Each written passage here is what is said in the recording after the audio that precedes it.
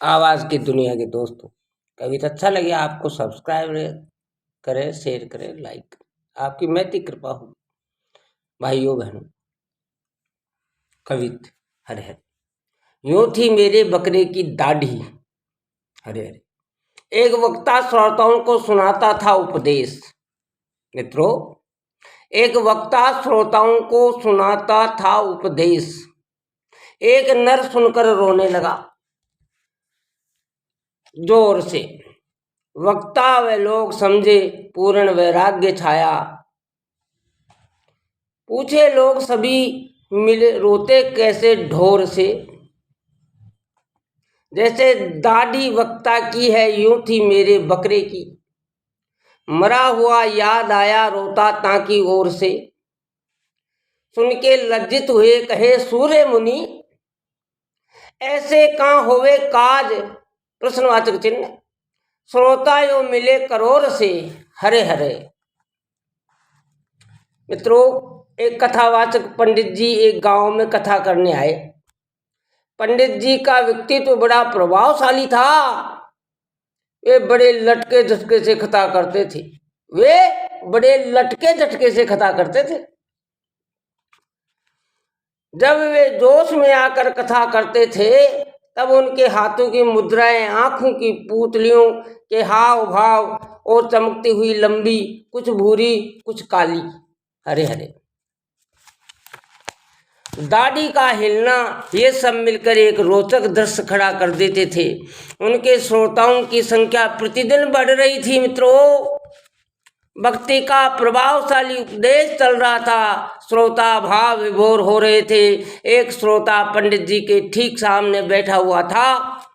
वह पंडित जी की ओर एकटक देख रहा था, मानो वह आंख और कान दोनों ही इंद्रियों से पंडित जी का उपदेश सुन रहा था। वह अचानक ही रोने लगा, पहले धीमे धीमे, फिर जोर से। पहले पास पड़ोस के लोगों को पता लगा और फिर सभी लोगों को मालूम पड़ गया। उपदेश की अस्खलित धारा में बाधा उपस्थित हो गई। पंडित जी और लोगों ने समझा कि यह कोई भावुक श्रोता है, भक्ति के भाव वेग में रुदन कर रहा है। उपदेश बंद हो गया, परंतु उसका रोना बंद नहीं हुआ। मित्रों, लोग उसके आसपास इकट्ठे हो गए। लोग उसे शांत करने का प्रयत्न करने लगे। एक श्रोता ने उससे पूछा, भाई अब तो शांत हो, रोते क्यों हो? वह रोता हुआ बोला, क्या करूं, पंडित जी ने मेरा मर्म छू दिया। लोगों ने समझा कि इस पर पंडित जी का उपदेश का बहुत गहरा असर हुआ है।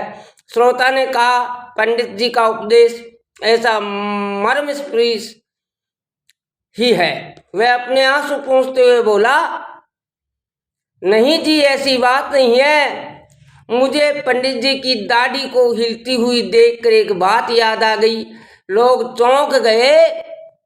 पंडित जी की हिलती हुई दाढ़ी और भक्ति भावना में क्या संबंध है?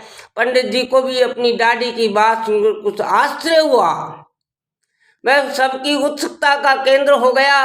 वह कह रहा था, मेरा एक बकरा था। लोगों का आश्चर्य और बढ़ गया। वे सुन रहे थे, जैसे पंडित जी की दाढ़ी है वैसी ही मेरे बकरे की दाढ़ी थी। उसकी दाढ़ी भी वैसी ही हिला करती थी जैसी उपदेश समय पंडित जी की दाढ़ी हिला करती है। कुछ दिन हुए मर गया। आज पंडित जी की दाढ़ी को हिलते हुए देखकर मेरे उसी बकरे की मुझे याद आ गई, इसलिए रोना आ गया। पंडित जी लज्जित हो गए। लोग भी मुस्कुराते हुए वहां से बिखर गए। शिक्षा, ऐसे करोड़ से अर्थात अयोग्य श्रोता को उपदेश सुनाने से कुछ भी लाभ नहीं होता है। मित्रों, उपदेश सुनते ही मन को अन्यत्र नहीं भटकने देना चाहिए। हरे हरे भाव न्यारे न्यारे हैं। आम देख दो सिर मित्र, फत्र से फल पाडे।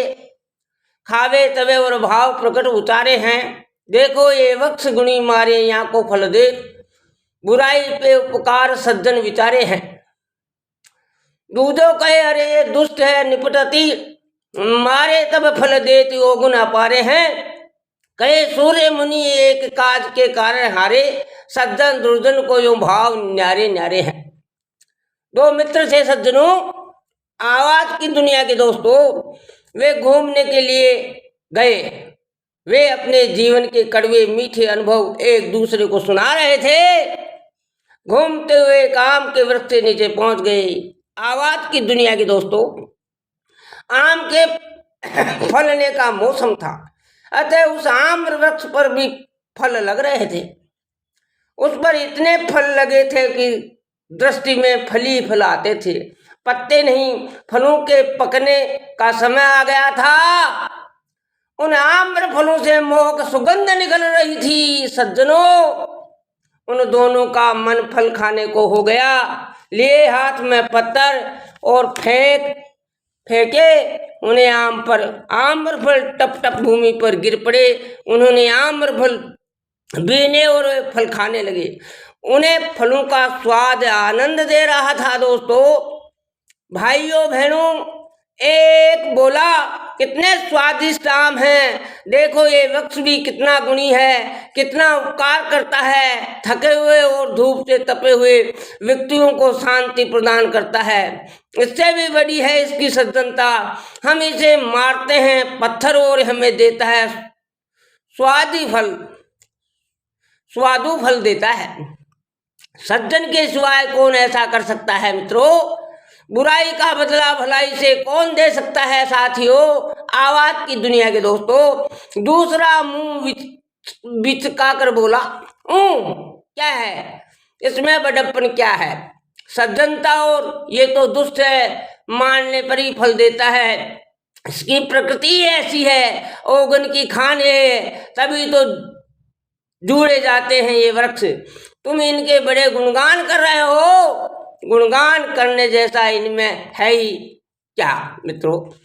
पहला दूसरे के मुख की ओर ताकता ही रह गया। सच है, जैसी दृष्टि होती है वैसे ही भाव होते हैं। सच है, जैसी दृष्टि होती है वैसे ही भाव होते हैं। एक ही कार्य के विषय में भिन्न भिन्न दृष्टि वालों के भाव भिन्न भिन्न होते हैं मित्रों। सच है, जैसी दृष्टि होती है वैसे ही भाव होते हैं। एक ही कार्य के विषय में भिन्न भिन्न दृष्टि वालों के भाव भिन्न भिन्न होते हैं। आवाज की दुनिया के दोस्तों, शिक्षा हरे हरे दृष्टि के भेद को समझकर असमग्र दृष्टि का परित्याग करना चाहिए और समग्र दृष्टि को धारण करना चाहिए मित्रों। दृष्टि के भेद को समझकर असमग्र दृष्टि का परित्याग करना चाहिए और सम्यक दृष्टि को धारण करना चाहिए। आवाज की दुनिया के दोस्तों, एक ही न्यारे हैं, अर्थात सज्जन और दुर्जन एक ही कार्य करते हो परंतु उनके भाव भिन्न भिन्न होते हैं। सज्जनों, एक गुणग्राही होता है तो दूसरा दुर्गुणग्राही। हरे हरे।